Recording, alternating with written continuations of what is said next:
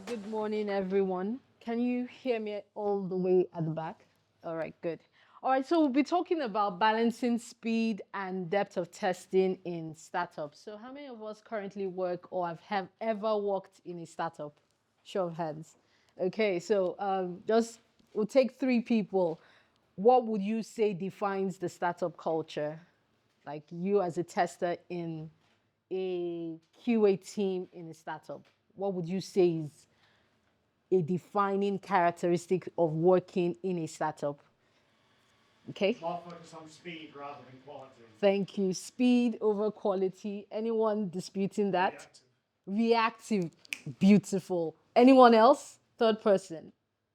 Okay, so there's the need for speed, like more especially if you are coming from a an organization where you've tested enterprise solutions and things are calmer. There's no press for speed. Moving into a startup organization can seem, I would just say, it's not entirely an ideal place for someone who's just transitioning into QA to start. Because if you are a newbie in quality assurance and software testing, and you're pulled into the ever busy web of startup development, it can be chaotic, right? And if for newbies as software testers who are just trying things out, it might seem like you're pulled into an ocean of never ending requests, deliverables that should have been delivered as early as yesterday, right? For those who, I remember working for an engineering lead, and every time that was like his cliche word. This was supposed to be ready yesterday. This is supposed to be ready yesterday. So that's something that we'll be looking at today. How do quality assurance engineers and software testers be productive in an environment that requires you to test quickly, yet be the owner of responsibility and be the responsible person for quality? So let's go into it. So we've described what the startup culture looks like and the dilemma we face. You need to ship things quickly, and it's no one's fault. It's not your engineering lead's fault. It's not the QA manager's fault. There's the need to deliver things quickly because you have competitors who have the same idea as you, and you need to break into the market quickly. So there's the whole new, or the whole idea of ship quickly. There's also the thing about having, because it's a startup, right? It's not, there's no, you don't have all the funds. So you see the development team comprising of one or two testers, a little number of testers, a large volume of or backlog of items to develop, but quite a little number of testers in the team. So why is there a need to balance delivering quality, testing thoroughly, but yet not getting burnt out? Because they look like contradicting things. You need to be thorough, but you need to be quick. You need to do a good job, test well, but you need to do it quickly, right? So why does it matter? From the CB Insights, a startup report, it shows that 85% of startup failures are cited to product quality issues. I know we are all testers and we know the importance of quality, delivering high quality products, especially for products that your customers only give you one chance. You either give them you either deliver on what you promised functionally, you deliver great customer experience and accessibility, or they never come back. So 85% from this survey shows that 85% of startups fail because of product quality issues, and four times, an IBM System Institute's survey also shows that it's 4 times more expensive to fix bugs in production versus testing. So here's a bit of some statistics. 60% of QA engineers in startup report regular burnout. That's because of the fast pace of development. This is from a survey from the Ministry of Testing. And then we see finally that 3 times faster delivery can be gotten from looking at risk-based or focusing on risk-based testing versus running full regression. Sorry, seems like I'm running. I have a limited time. Okay, so what's my solution here? What am I suggesting here? I have had to work on in quite a number of startups, and I've seen the same thing happen over and over again. It's either you have experienced QAs or you have newbies, or you have a bit of a balance if the startup is able to invest heavily in their QA department where they can afford the luxury of a blend. So you can hire some senior developers or senior quality assurance engineers and then augment the testing efforts with junior QAs, right? So regardless of the organization or the department's setup, I've seen a few things happen, and that's based on that I've come up with these 4 pillars. The first is risk-based testing, right? For newbies, there's this tendency to want to test everything, right? Especially if that's how you learned. You probably went for a boot camp and you learned a whole lot of things about creating test reports and detailed test cases, and then you get the opportunity to work for an organization and you want to just show that you can be detailed, right? In the startup world, sometimes one of the chief causes of burnout is you wanting to test everything, right? And realistically, because of the high pace of work, you're going to end up getting tired. You'll not be delivering on your tasks. Your deliverables keep piling up per day because you're trying to test everything. So what's the first pillar about? Learning to apply risk-based tests. We'll be seeing that a bit more in the subsequent slides. You don't need to test everything that thoroughly, because if I say you don't need to test everything, people wonder what kind of QA is she. Okay, so you don't need to test everything deeply, and we'll see how we can apply risk-based testing to streamlining areas that you should focus on while testing. Not everything has equal degree of importance or have critical impact to the application. Your ability to be able to holistically look at your application and identify the critical areas where you should spend a ton of your time testing or focusing most of your testing effort is a skill that risk-based testing helps you do. So risk-based testing will help you determine what features or what areas in that feature, in that either is a new feature or a fix that you should focus your time in testing. All right, so risk-based testing gives you depth, helps you get depth in the areas that matter. The second pillar is setting up your test strategy in a way that you can get feedback as quickly as possible. I know one of the rules, one of the principles of testing is like the 80-20 rule. You can't test everything, right? Exhaustive testing, there's a bit of exhaustive testing is impossible. That's part of the principle of software testing is what this focuses on, right?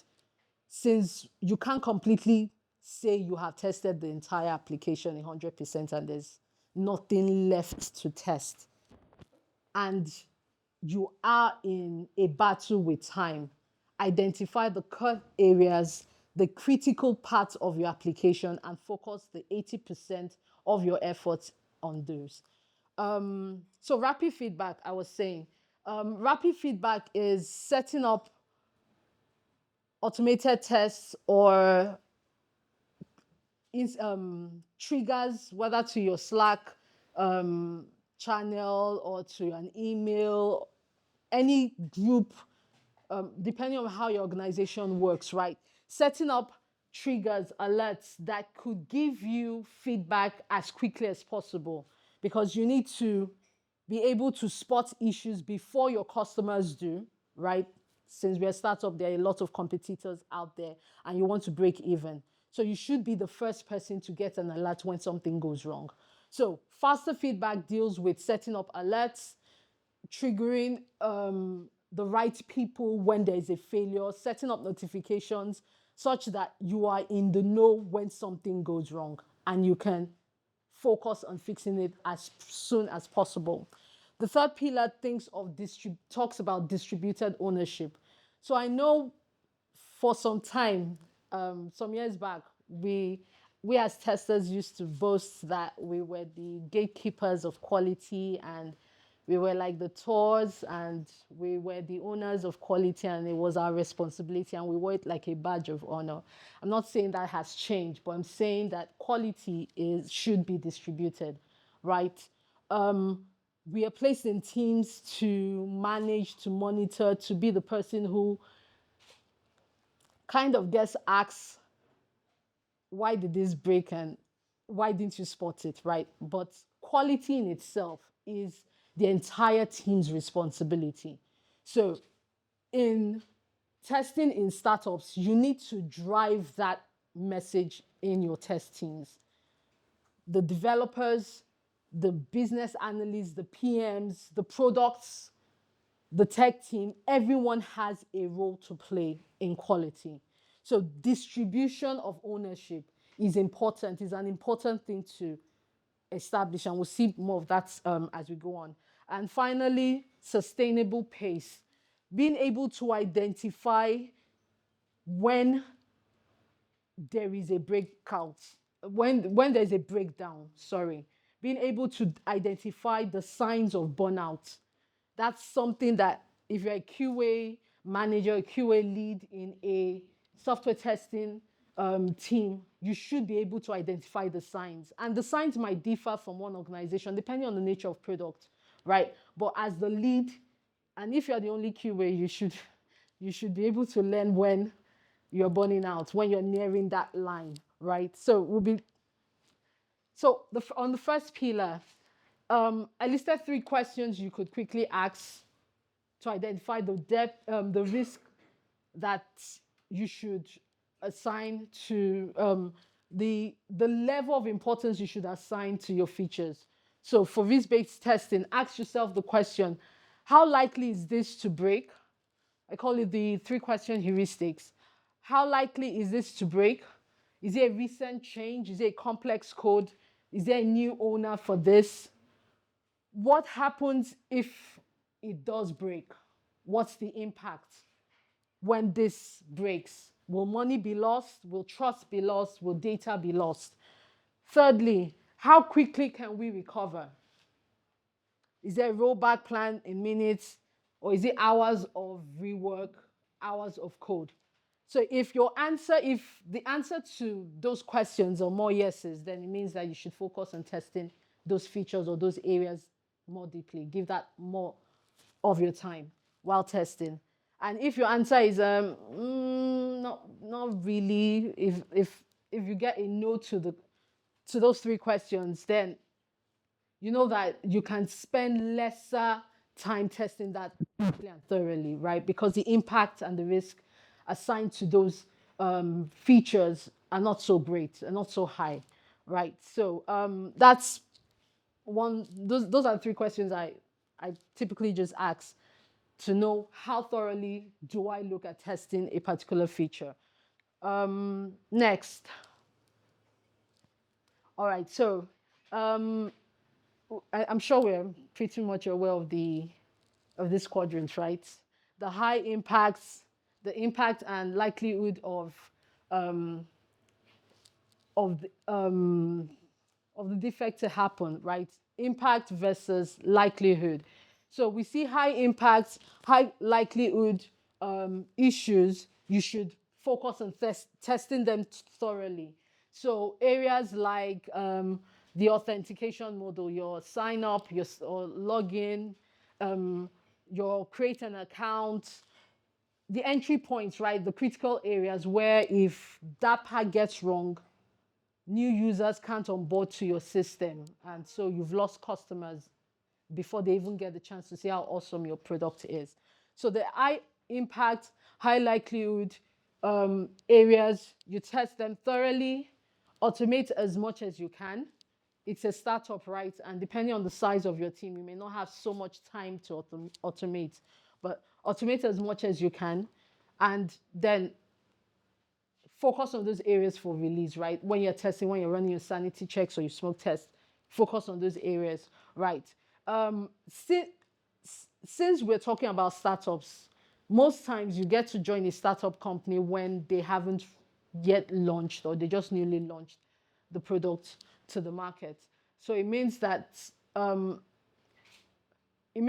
typically you are supposed to automate things that are stable, right? And in a startup, the product we just got the idea and we just developed the product, right? So it's not, the stability of the product is still something you can question. It goes against the rule of automating first, right? So that's why I put don't automate too early.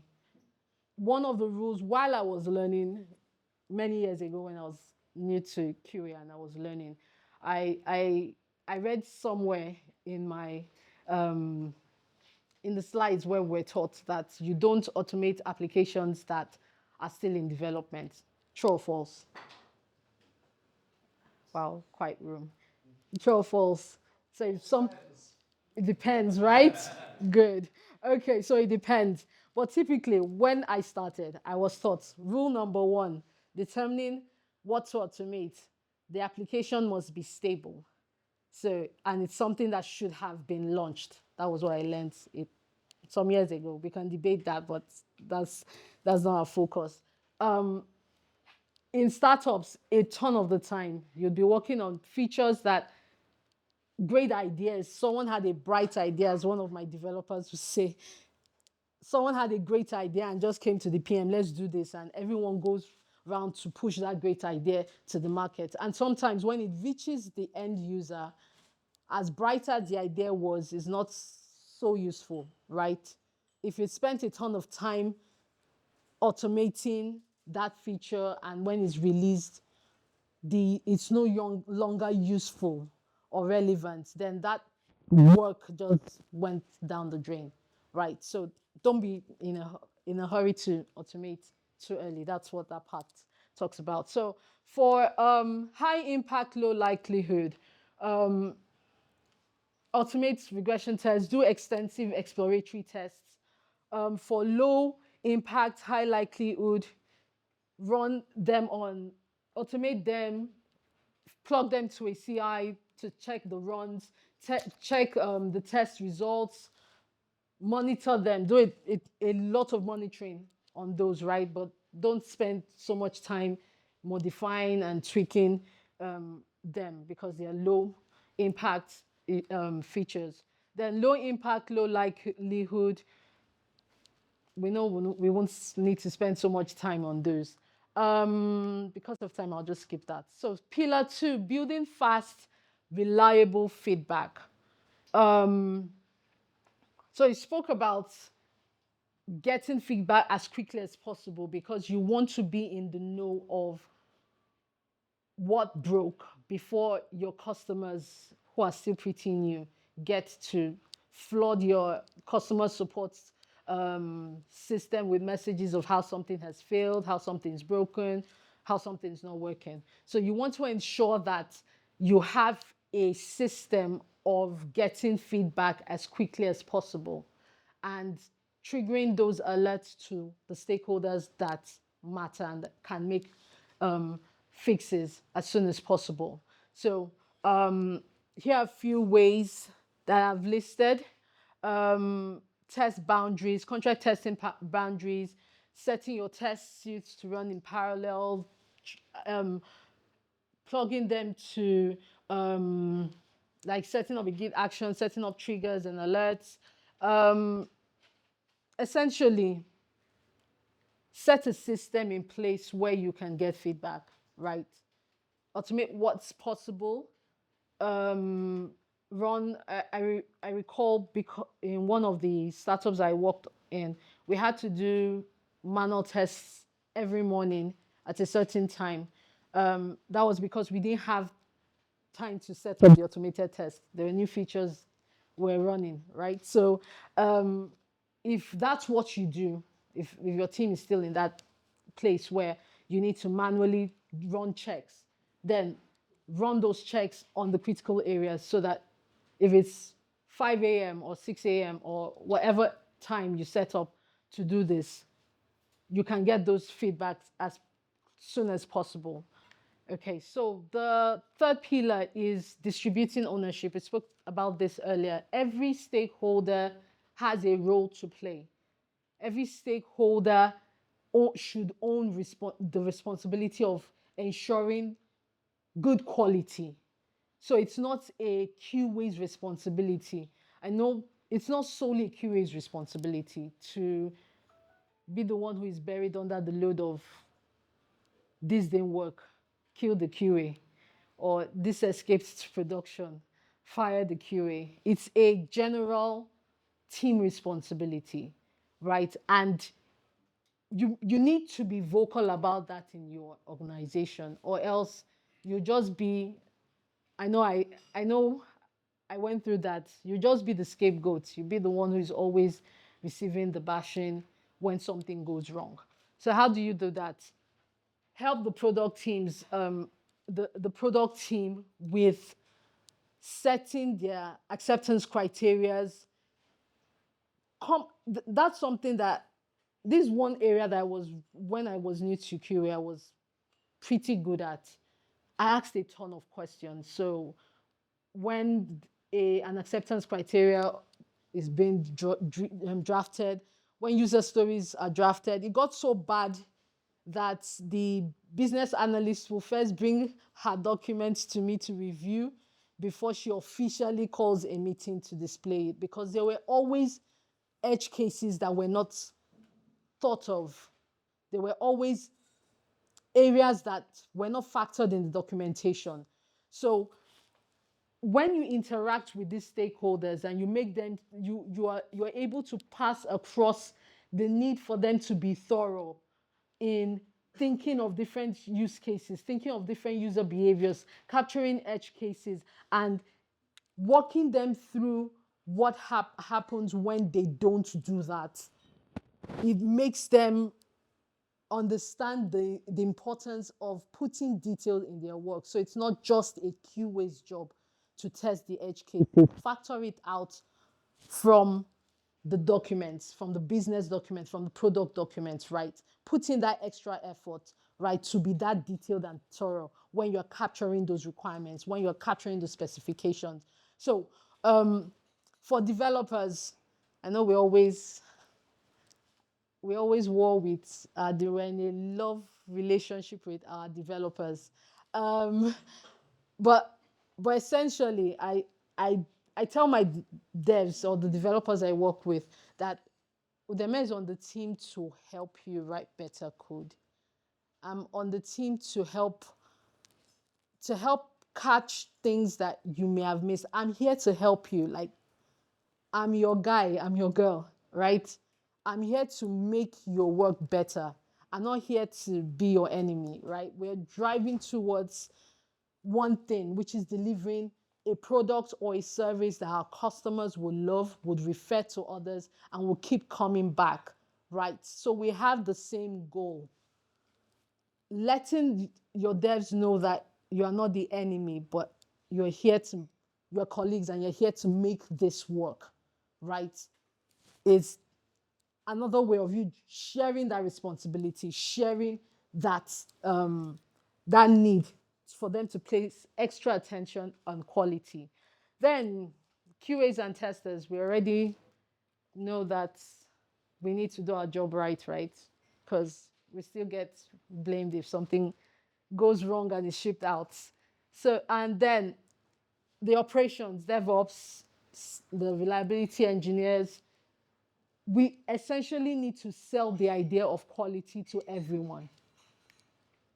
All right, so for QA leads in the team, in here rather, there's a need to protect your team, right? I've worked with and I've worked as an engineering manager and a QA manager, and I've seen um, it can be tough. Sometimes you just want to put the blame on someone, right? But if there's any QA lead in here, you own the responsibility of protecting your team, right? How do you protect your team? You need to be able to create a process that doesn't make your team burn out eventually. If you're accepting, I know the developers have a story point mark for every sprint. Do testers have that also? Is there a benchmark that you say these are the allowed units of items that can move into a sprint?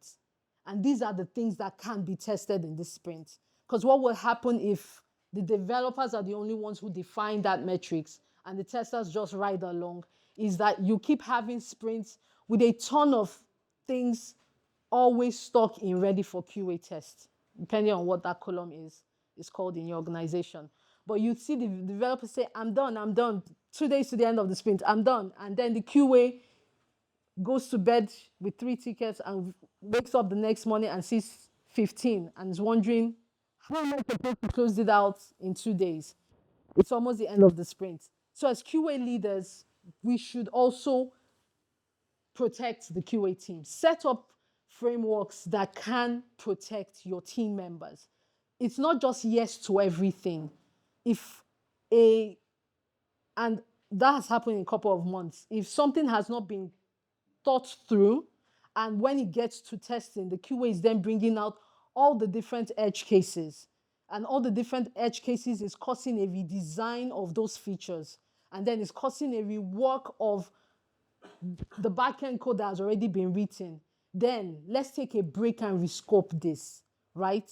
Because at the end of the day, in your retrospectives will say, the devs will say they did everything they were supposed to do and it just got stuck in QA, right? So we need to protect our QA teams. And how do we do that? By defining what done is. I'm sure for different organizations, done is probably deployed. Some is you've tested it, you've moved to the next environment. But depending on what it is, define done and define it putting your team members in mind. Automate the boring stuff, automate the repeated things, automate the things that are either too complex for you to manually test all the time. Define what you want to automate and automate them so that it helps the work, make the work faster. Um, sorry. All right. Work in progress limits. I mentioned earlier on story points. What's the number of testable story points that should move in every sprint? Don't just let the devs define theirs. Let the test team also define the scope of work that can be done. If it's a bit difficult determining that, then check your past 2 sprints, past 2-3 sprints. How many story points were we conveniently able to test? How many story points were we able to, in details, cover? Check it against the number of QAs, check their areas of strength, and then use that as a yardstick for future sprints. Don't just keep accepting all the number of story points. Sometimes you go to a QA team and they're like 6 developers, 1 QA, and the 6 developers are actively working in that sprint. So you're going to get tasks from 6 different people, and you're supposed to close it out, all of them in that sprint, right? Sometimes we put the yardstick, oh, I must have gotten this by this time because I will need this time, this amount of time to test, right? But let it not be reactive, right? Let's be proactive about it. So while we are going into the sprint and while we're having sprint planning, okay, developer X is going to has a maximum threshold of maybe 12 story points or 8 story points. I don't know, depending on the number of weeks your sprint is. And we've agreed, okay, he has hit his mark. He's not taking any more features. The QA too has a role to play. Testers to have something to say. We would be able to analyze or thoroughly test X number of story points in each sprint so that we know the number of sprint items that can be catered for in that sprint and envisage those that would be carried over to the next sprint so that we are not the ones who is reactive, always trying to catch up, play catch up when people have moved on to the next feature. Okay, so others are protected toolings, rotate flaky tests. So I'll talk about that in a bit. Sometimes we have automated tests that keep failing, and maybe the same person is having to maintain it. Sometimes that could cause some degree of frustration, having to work, rework, and sort out that broken thing over and over again, right? Rotate who handles it so that other people can bear, within the QA team, other people can bear the burden and learn at the same time. Then finally, check the QA pulse. Ask, I know we asked this during retrospectives, what would we have done better? As QAs, let's also provide solutions on how your work can be better, right? If you are seeing the signs of burnout, speak about it in the retrospective and let there be an action plan. I'm the person who is always asking after we have minutes of and hours of meeting. So what's the action plan, right? We've said a lot of things. So what are we going home with, or what are we doing about this problem, right? So let there be an action plan. If we're going to reduce some things, just make a decision so that you don't burn out in the next sprint. So here's what I call the ship and sleep QA framework. Map out the areas that you should focus, the high risk parts of your sprint, automate what you can, collaborate and share the responsibility across people, and monitor as much as you can. Finally, takeaways. So speed and depth are not opposite. Risk-based testing can help form a bridge on how you can balance it. Yes, we're in the AI age and everything's being AI defied. Permit me to use that, right? So utilize tools that can enable you test faster, right? Set up alerts, triggers that can give you feedback as quickly as possible. Quality should be a team responsibility and should be shared across everyone else, every other stakeholder. Then burnout is a strategy bug. If your team is facing constant burnout, then there's something wrong with your development process, your strategy for testing. You need to revisit it and rework it. So I listed some things that we could start tomorrow. I know I'm out of time. I'll just stop here. Okay.